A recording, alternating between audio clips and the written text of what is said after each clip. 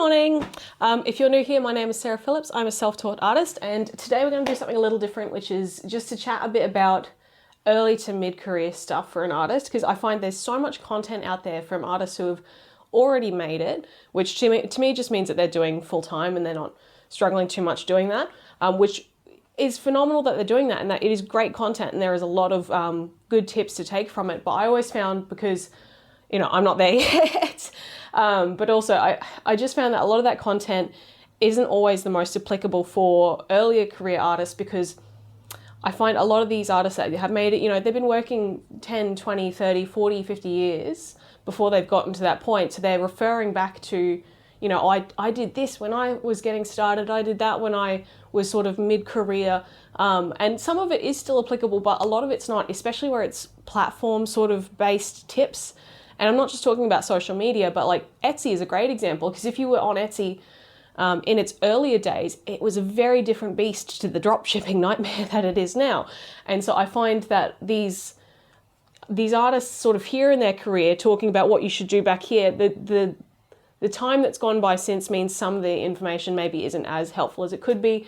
And I thought, well, why don't we see a lot of content from, early to mid-career artists saying, this is what I am currently trying, this is what's working, this is what isn't, this seems like a bad idea, but it actually worked out really great for me, and here's how I made it work, or, I tried this and it bombed. So I think having that on the ground right here, right now is what, here's what's working for me. That sort of advice from an artist closer to where you might be in your career, in your journey, might be more helpful than listening to someone whose world is very different to yours. And so that's sort of what I want to do here, is talk to artists who are in similar boats to me and say, this is what is working for me.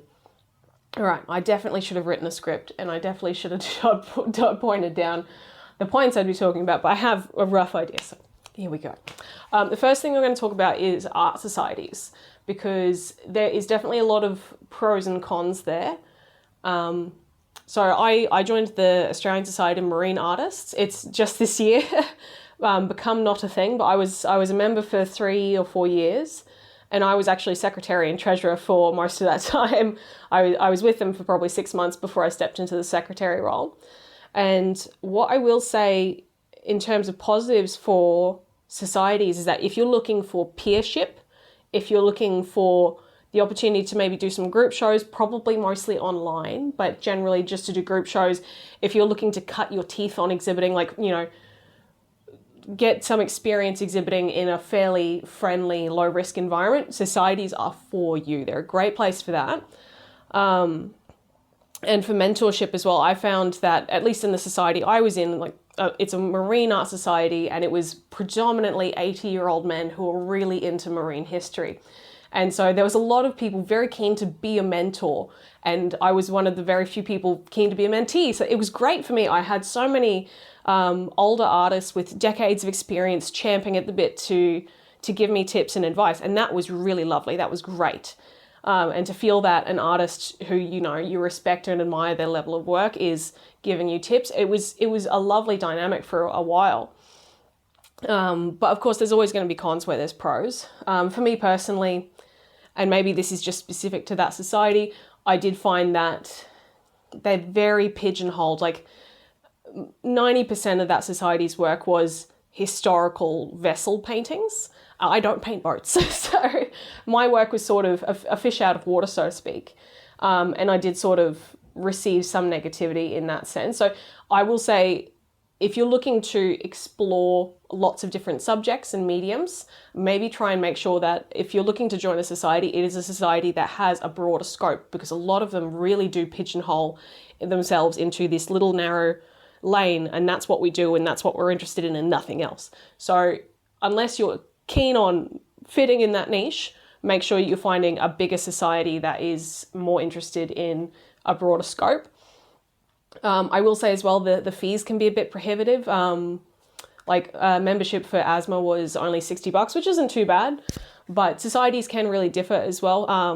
A lot of them have $100 or north of $100 annual fees, and keep in mind, it depends whether those fees are made worthwhile by what you're getting. Like if they throw 2 annual group shows, in-person shows, not online, then a fee might well be worth it. But just look into what you're getting for what you're paying, because as early to mid-career artists, I'm sure you know, budgeting's a thing. And unfortunately, you do need to prioritize. You know, you only have so much to spend on things that might work out for you. And it's just whether or not a society's offerings are worth it in the budget for what you might get elsewhere in other avenues. Yeah, so there's that.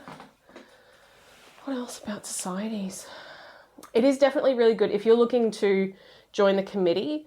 It's a great way to learn about other artists. It's a good way to network as well, but just learning about sort of the dynamic behind an exhibition and behind you know, throwing events for big groups. So it's a good place to learn. I'm no longer a member. Asthma is no longer a thing. I won't go into it, but I don't think I'll be joining another society anytime soon. The mentorship was lovely, but I am confident in my work, and I do.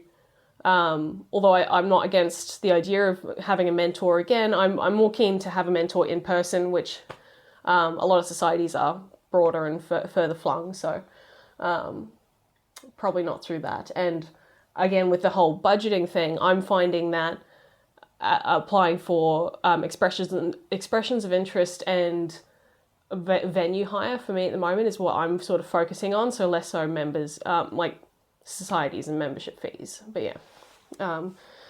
Right, so that's societies. What else do I want to say? Oh, markets. Markets are a very mixed bag, because you do see some artists do really well, especially if it's like a market that is for arts and creative works. But personally, I found that markets were really a bad idea for me. So if you're an artist where your work transfers and scales very, very well to reproduction, so if you put your work on t-shirts and bags and all sorts of stuff, if it's more like you can have a stall that's predominantly merchandise, then markets might very well work for you. But for me, my work is very predominantly originals, and I do some prints, but I don't do a lot of merch. And so my market stall was like 90% original, 10% prints and stickers. And I just found it was an absolute money pit. The cost, like it's like $200 minimum to have a stall, and that's just for the fee for that day. And then you've got the cost of your gazebo and your table and your tablecloths, your displays, your point of sale, like your FPOS machine and all that stuff. And it was just so much money to try and make back on sales. And then you're sitting there all day, you know, hoping, please God, can I break even? It's quite dispiriting, to be honest. And personally as well, this is another thing about merchandise is, although obviously if anything were to be damaged, it's awful. And, you know, you've lost money and it's an awful experience. I'm not trying to take away from that. But for a store like mine, that's 90% originals. If I cop damage, if there's, you know, a massively windy or rainy day, that's work that I can't really replace. And that was one of the reasons why I stopped doing markets. I think I only did 3 total. So take this all with a grain of salt. I understand that I'm not exactly a veteran, but the thing that nixed it for me was across those 3 markets, I must have spent minimum somewhere around $1,000 trying to make it work, and made probably $200. So it was a hefty loss. And then on the 3rd market, even though I had a gazebo with walls on all 4 sides, like, you know, a door cutout thing at the front, and it wasn't even a massively rainy day, but it rained, and I copped water damage on 2 works, even with that being the case. And I was just like, nah, I can't be risking originals on this venture that so far is not working very well. And that sort of takes me to another reason why I think those videos of these massive artists who, you know, they've made it giving career advice, I think a lot of it doesn't really translate to artists in our boat, because they might, you know, have 600,000 followers at the time that they're giving us these tips. And maybe at the time when they were doing whatever they're talking about, they had oh, only 40,000, whereas I'm at a humble 1,400 at the moment. And this is the other thing. I think so many ventures like markets are really dependent on visibility. Like if you had a massive online following and a lot of it's local and you do a market, you might find that it works great for you because you've got that visibility online that can drive people to your stall. And that's something I really want artists to consider when they're, you've got your hard-earned money from your day job and you're looking at 3 opportunities that you can invest in one of, and you're making that call. You need to take visibility into account, because the sad truth is that online visibility can make a massive difference in your venture. So if you're deciding between like a market and entering an art competition, the art competition might be the smarter call, just because that's not as reliant on, well, not reliant on, but it may not be as heavily impacted by how many followers you have. So taking that into account is definitely important. On that note, competitions. I'm finding, for me at least lately, I don't generally enter a massive number of competitions, but I'm finding it very hit and miss lately. I won the People's Choice for the Lethbridge Small Scale Art Prize, and then they had a landscape prize 6 months later, and I entered it and it didn't even shortlist. So yeah, it is very hit and miss. I will say I generally find better luck with more local stuff. Like I think galleries do tend to have a little bit of a bias towards supporting local artists. So I don't enter, like I'm based in Brisbane and I don't enter Sydney competitions hardly ever. Another reason for that is, the cost of shipping and insurance and all that. But yeah, what else about competitions?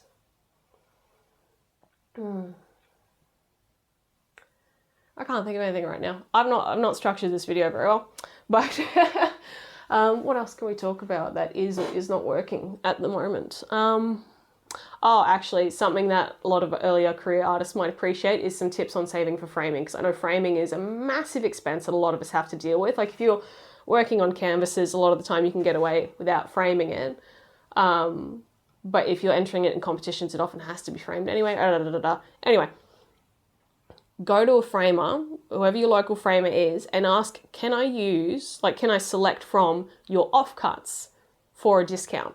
Because what I've found is that framers will offer generally between 20 and 50% off if you use their offcuts. Like they've done a previous framing job, it didn't use all of that molding, so here's the leftover bits and bobs, and they might have enough of a few nice ones that you might have picked anyway for whatever you're getting framed, and you may as well get a discount. Actually, on that note as well, if you can find an art shop that does custom canvases, like you can pick your fabric and pick your size, and they'll build the frame and stretch it and staple it. I'm not saying get the custom, because that's disgustingly expensive. But if the shop does that, they will have offcuts of canvas and linen. That's what this is. This piece, and this isn't even all of it, I cut this much off of as well. And this was $50. Primed linen, really nice quality. So yeah, offcuts are your friend in every scenario. Definitely recommend. Also, a lot of art shops will give discounts if you are a art educator. So if you have workshops, you advertise them on your Instagram or on your website. Tell your local art shop that you might have a membership card with, and say, hey, I'm an art educator. Do you guys do any discounts? Because every bit helps. And every bit of money that you can save on materials and frames and everything is money that you can invest into a venture. My current venture at the moment, this is so funny. So my art is predominantly marine. I know this doesn't really say that. There are oyster shells, but this is an aberration for me at the moment. But my work's predominantly marine, right? And I've seen these artists online where their work is genuinely good, but when they found this particular way of presenting it, they blew up. I'll put up some examples. One's Eden May with her florals on scarves, and another, I can't remember it right now, but there was this artist that did marine ceramics, and she displayed them on these big buckets of fake ice. So it looks like a fishmonger's. And it was just that beautiful combination of the work is good, I just need some presentation or packaging that catches the eye, so people actually look at the art. The art's what keeps people, people are genuinely interested in the art, but it's just getting them to look at it in the first place. I'm like, I just need something like that. And I'm telling this to the lady at my day job. I work at a law firm, and we have this lady that does our marketing. And I'm telling her about it. I'm like, I just need something like that where it's like, you know, that eye-catching presentation, because I don't have a marketing brain at all. And she looks at my work for like under a minute, and she's like, why don't you do message in a bottle prints? And I was, this has been under my nose for years and I haven't thought of this. So I've been working on that project for a couple of months now. I've actually got my first prototype right here, handily enough. So they're going to be tapestry style prints. They're mounted with a brass rod on the top and the bottom and a little brass chain. And they're fabric prints so that they can roll up. Because I was encountering a lot of difficulty with getting it to be a nice looking print on a thin enough paper to roll up to put in the bottle. It just wasn't working. So I found fabric prints were the way to go. I had a nightmare of a time getting a decent manufacturer, but I have now. And it's really good quality, like in terms of the image color and the clarity. So I'm really happy. I've got to assemble a ton of these now and actually bottle them and package them. And I've got like 20 ads that I've planned that are all very heavily based on puns. So I'm very excited about this project. And I think that's the other thing, like when you're a younger artist and you're wanting to try things that maybe don't make a whole lot of sense to other people. Like I've described this to a lot of people and they go, what? But if you see the vision, if you go, I see it in my mind and it's just going to work. It's like a painting. Like I get ideas for, for compositions and layouts, and I described them to my husband and he's like, what are you talking about? I can't picture that at all. But like the projects are a lot like paintings. Like if you are confident that it's going to come out the way that you see it, then it's worth going for. If it's foggy, if you're not really sure, if the details aren't sliding into focus when you're thinking about it, then maybe that's probably a good tell for a project not being worth investing in. But yeah, I'm very hopeful. I will keep you posted. This is probably another great thing to do in this sort of series of videos is how the project is going, what is and isn't working in that sense. Actually, on that note, the brass rods I got from a metal manufacturers and they were really affordable. So if you're an artist that paints on copper or brass, I know that's quite niche, but I've seen it more and more lately. Maybe look into a manufacturer's. I'm not too sure about prepping it. That might be a bit of a nightmare. But I certainly found that ordering these rods in industrial scale and then just, I think they were like a 6 meter rod that the manufacturer sold them in. So I had to saw them in the car park to get them into my car. But yeah, buying in larger scale and then doing what you can to make it fit is, I think, another way to save costs. What else can I say? I'm just trying to think about all the things that I wish I'd told myself, 4-6 years ago or whatever. I've been painting for 15 years. I should probably give you a little more backdrop. I should have done this at the start of the video.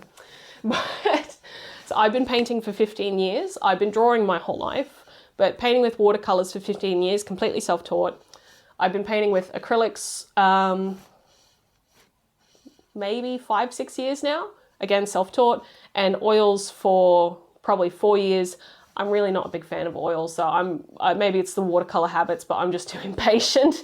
And I don't really like working with the chemicals as well. I'm sure that there'll be tons of comments going, oh, these guys do like, scentless and these chemicals are less harmful and these, whatever. It's just not for me. I like acrylics and watercolors. But yeah, I started selling when I was 16, I think. So 2 years into painting, I got my very first commission from my English teacher. Thank you, Miss Manel. And I've sold work sort of on and off since, definitely more in the last 5 years or so. And I don't want to be like, I'm not trying to brag, but I want to give you context for where my advice is coming from. So, I don't know, so you have context for how applicable it may or may not be to you. I don't want to tell you this works, you should do it if you're in a very different boat to me. But yeah, just for context, I'm probably making, in a bad year, 2 or 3 grand, and in a good year, maybe 15. But yeah, it's very hit and miss. Like I've had some bigger commissions this year, which has been nice. Oh, fucking reminds me, I'm getting right up in your face, because if you're a young artist and you do commissions and you do not take a deposit, start taking deposits. I don't care if it's your brother, I don't care if it's your mother, I don't care if it's your husband or what, you take a deposit. Because it just doesn't make any sense not to. If they're going to pay the full amount at the end of the day anyway when the painting's done, there's no reason they can't pay a deposit. And you will just save yourself so much heartbreak and so much time and energy by taking a deposit, because otherwise you're going to get tire kickers. People, or they don't really know what they want, but they, you know, oh yeah, get started. And then they change their mind halfway through, they change the brief halfway through, or they ghost you at the end. That's why I take deposits. And one of my earlier commissions when I was like 17, Jake, if you're listening, I remember you. And he was a friend, yeah, he was the brother of a friend. So I was like, yeah, fine. And yeah, so he commissioned a Bob Marley portrait, which I still have. And, oh God, I'm rambling, aren't I? Oh well, you're watching the video, yeah. Yeah, he commissioned it. I showed him the reference photo I was going to work from. He loved it. I showed him progress photos throughout the whole thing. He was raving about how happy he was with it. And when it was ready, I was like, cool, this is done. Here's the photos. Oh, I love it so much. Oh, it's so good. I'm like, yeah, great, sweet. It'll be exactly what I quoted you when this all started. It'll be exactly that amount, not a penny more. And that's the last I ever heard of Jake. I still have that goddamn Bob Marley picture. Take a deposit. There's no good reason not to. There genuinely isn't. If people go, oh, well, I can't really put down 30% right now, just be like, cool, would you like a payment plan? You should never be going out on a limb for a commission client. That's not normal. Most commission clients like that are genuine, will not even ask that of you. A good commission client goes, yep, here's your 30% up front. They pay promptly when it's done.